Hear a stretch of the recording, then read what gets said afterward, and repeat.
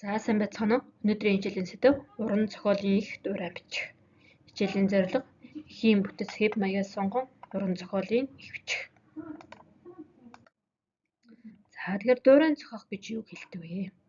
Дурайн зохиох гэдэг бол бэлэн байгаа их зохиолын бүтэц, хэмнэл, дүр дүрслэл, найруулгын өнгө аясыг загвар болгон авч өөр агуулгаар баяжуулан бичих хэлдэг. За энэ нь бол хуулбарлах биш харин тухайн зохиолчийн уралданд нэвтэж бичих арга барилд нь суралцах үйл явц юм аа.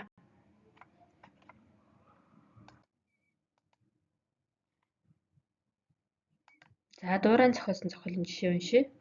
За зөв зүгийг дуурайж зохиосон байна. Хаагураа явахыг газарч мэднэ, хаа хүрэхийг ноён мэднэ. Дурай зохиосон нь хаагур явахыг жолооч мэднэ, хаа хүрэхийг зорчигч мэднэ гэсэн байна. За онцгойг дуран зохиожээ. Пүү пүүгээр идэж бислаг шиг таргална. Жин жингээр идэж жинтүү шиг таргална гэдэг. Гахааны тухай онцгой нь. За энэхүү онцгойг машины тухай болгож өөрчилсөн. Тэгэхдээ литрээр ууж газрын хоолыг товчлно. Сав саваар ууж сарын газрыг товчлно. Ингэж дуран зохиосон байна. За ертөнцийн 3 хүйтнийг дураад зохиожээ. Эзэн муутын хороо хүйтэн, ээж муутын хоол хүйтэн, эв муутын санаа хүйтэн гэсэн ертөнцийн 3 байдаг. Үүнийг дураагаад гал муутын гэр хүйтэн, ажил муутын хоол хүйтэн, санаа муутын сэтгэл хүйтэн гэж зохиожээ. За мөн унаг гэдэг шүлэг байдаг хөөрхөн тийм ээ. Энэхүү шүлгийг дураад зохиолсон байна. Урт сайхан зоотой, уужим сайхан ташаатай, хөлдөө жороотой, хүзүүндээ малцагтай, чонон хоёр чихтэй гэдэг ингээд ийм бид нар багтааж хэлдэг гэсэн шүлэг байна. За энэхүү шүлгийн хэлбэр агуулгыг дураад зохиосон байна.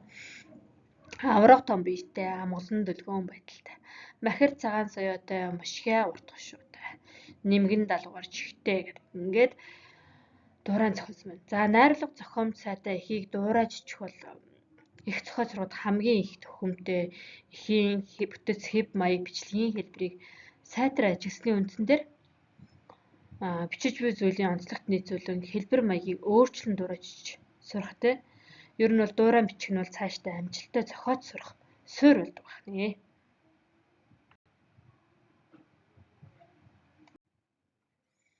За мөн дараагийн жишээг ажиглая. За их зохиолч Нацаг Доржийн миний хэн зураг шүлэг байна. Миний хэн зураг магнай халзан зурвастай. Мянган хоньны дундаас би хармагс таньдаг. Мерс майлж намайг чиглэлээр ярьдаг. Дун цагаан үстэй, дуран хар нүдтэй. Түмэн хоньны дунд түүнээс өргөн амьтангүй төрсөн хот дотроо тэр үед хоёр тоглолтоо. Өвдөг юугаас өгдөөд өөрийнхөө эхийг хөгдөг өвөр дээр минь гараад хөөрдмөр эхэлдэг. Наас цааш дэгдэн малчин хүнийг байсгадаг гэсэн ийм шүлэг байна. За энэхүү шүлгийг дурайн зохиосон жишээг харъя. Миний бяцхан дүү. Мамбагар булцгаар хазартай мянган хөвгтийн дундаас би хармагц таньдаг. Ахаа ихчээ гэж дуудаж намайг чиглэлсэрдэг. Торгон зөөлөн үстэй, тормгор хар нүдтэй, түмэн хүний дунд түүнээс хөөрхөн хөвгдвэ. Төрсөн гэр дотроо тэр бид хоёр тоглолдог. Өвдөг дээрээ хөмөлхөөд өөрийнхөө өвчийг хөхдөг. Өвөр дээр минь гараад хөөрдмөр эхэлдэг. Наас цааш гүйж настан буурлыг байсгадаа гэсэн энэхүү дураа бичсэн байна. За тэгвэл энэ шүлгийг дурайн зохиохдоо юуг нь дураасан байна вэ гэдэг бүгдээрээ ажиглая. За хэлбэрийн дураасан юм уу? Сэдвийг дурааж юу? Эсвэл дүрийг нь хуулж дураасан байна уу?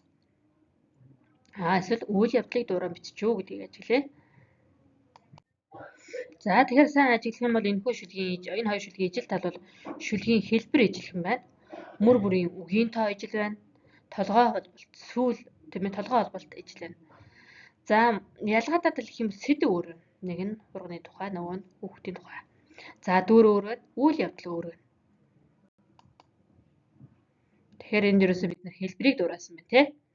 За хэлбэрийн хувьд харъя тэгвэл энэ миний хэн зураг шүлэг дөрвөн мөрт бадагтай байсан. Тэгвэл тийм ээ дурайн зохиосон шүлэгт маань бас дөрвөн мөрт бадгаар зохиосон. За толгой холбохдоо МДТО гэсэн одоо авиагаар толгой олсон байна. Мөн дурайн зохиосон шүлэгт мөн яг энэ адил авиагаар толгой олсон. За мөр үеийн Мөрийн үеийн хэмнэл бол 7-8 үеийн хэмнэлтэй байна. За дуурайн зохиолчлог мөн ижилхэн байна. Айзам хэмнэл нь ижилхэн байна тэгэхээр. За тэгэхээр хэлбэрийн хувьд ижилхэн байсан. Харин сэдв дүр өгүүл явдлын хувьд бол өөр байна. Тэгэхдээ одоо миний хийн сургалтшилт бол хүн ба байгалийн холбоо, мал зорилгыг хайрлах ухааны тухай өгүүлсэн бол миний бяцхан дүүшилэгт ах дүүсийн холбоо, дүүгээ хайрлах сэтгэлийг өгүүлснээр ялгаатай.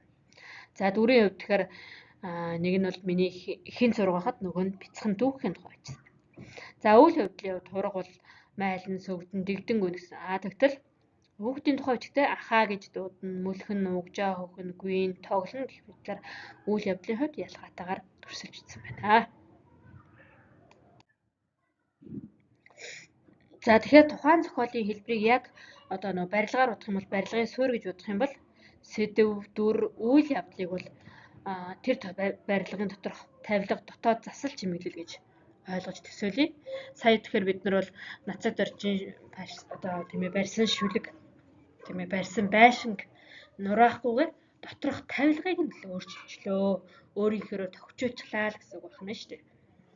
За тэгэхээр дуурайн зохиохдоо юуг анхаарах вэ гэхээр нэгдүгээрт нь бол одоо мөр холбонд дуурайх, сүүл холбож дуурайх, мөрийн тоог ижил болгон дуурайх гэдэг ч юм уу. Үгийн тоог нь ижилхэн байх ч юм ингэж хэлбэрийг дуурайна. Харин дуурай зохиохдоо дараах зарчмыг баримтлана. За хэлбэрийн хувьд ижилхэн байх ёстой. Гэхдээ сэдв нь өөр байх. Шин дүр бүтээх. Мөр дэх үгийн тоо ижил байх, үйл явдал нь өөр байх гэдэг зарчмыг баримтлаарай хүүхдтэй. За жишээлбэл дахиад нэг жишээ харъя. Миний нутаг гэдэг. Хинтийн хангаа саяны өндөр сайхан нуруунд хойд зүгийн чимэг болсон ой хөвч тайхад. Миний шарган номны өргөн их говьуд өмнө зүгийн манлайсан элсэн манхан талайнууд. За энэхүү шүлгийг дуурайгаад эрдэм ном мэдлэгийн өндөр гэгийн өргөнөд ирээдүйн чимэг болсон ирэмгий залуу үеийнхэн түүх соёл уламжлалын өргөн их өвүүд хөгжлийн манлай болсон эвсэг нэгэн ангийнхаа гэдэг. За энд одоо зохиосныг тэгвэл дуурайн зохиосныг ажиглая. За нэгдүгээрт нь бол мөрийн тоо, айзам хэмнэл, толгой холболт, сүүл холболтыг бол яг ижилхэн хатгалсан тийм ээ. Ууд гэдгээр. За хоёрдугаарт нь тийм ээ мөр бүрд нэр үг нэмхэн тэмдэг нэр гэсэн бүтцтэй байсан. Мөн дуурайхтаа яг энэхүү дарааллыг баримтлсан. Жишээлх юм бол хинти, хангай, соён гэж тооцсон бол эрдэм, ном, мэдлэг гэдэг ингээд тоочсон. За гуравдугаарт нь байгаль нутгийн тухай байсан бол түүнийг нь сургуулийнхаа тухай ангиар сольж ингээд түүнд тохирсон утгыг шигтгэж дуурайж зохиосон байна.